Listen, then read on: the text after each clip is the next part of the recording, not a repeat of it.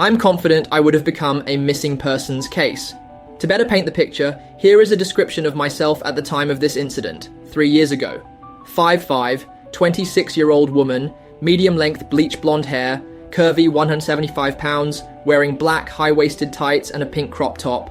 3 years ago, I was walking home late at night from my friend's house. It was dark, and at the time I lived in a rough part of a large city. I've had many sketchy situations that I have gotten myself out of, so I guess I felt sort of invincible, like nothing truly scary could happen to me.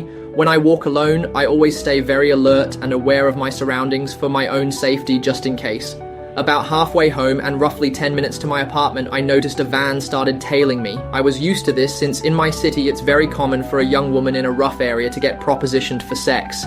It's embarrassing how desensitized to this I was. I did my usual and crossed the road so that I would be walking beside the traffic heading in the other direction. I wasn't scared, just annoyed. The van then turned down a side street, then back onto the road I was on and pulled up to me. At this point, I still wasn't scared. Again, this has happened so many times, and it never mattered if I was wearing something that showed more skin, or if I was wearing a winter coat zipped from just below my chin all the way down to my ankles. That area is notorious for that type of activity. I decided to be firm and told the person sternly, "I'm not interested." I noticed there were 2 men in the van. They looked almost identical and may have been twins or brothers. Both men had a very, very dark complexion, dark eyes, and short dark hair. The van didn't move. I was super annoyed and crossed the road again to get away. At this point, I figured this would be enough for them to stop following me. They didn't. They kept circling back every time I crossed the road. I've never had to put that much effort into getting a horny pervert to leave me alone, so this is when I started feeling unsafe. They zipped by me at the speed the traffic was flowing in, and I yelled for them to fuck off. I thought it finally worked. It had been 3 minutes, and I hadn't seen the van, so I thought I was in the clear. Just in case, I pulled my phone out and was getting ready to call my sister that I lived with. Just then, the van pulled up to me very quickly, and before I could even blink, one of the men jumped out of the van, opened the back door, and approached me quickly in an aggressive manner as if he was about to scoop me up and throw me into the vehicle. The traffic in that area is very inconsistent. It was dead, and I imagine that is what they were waiting for.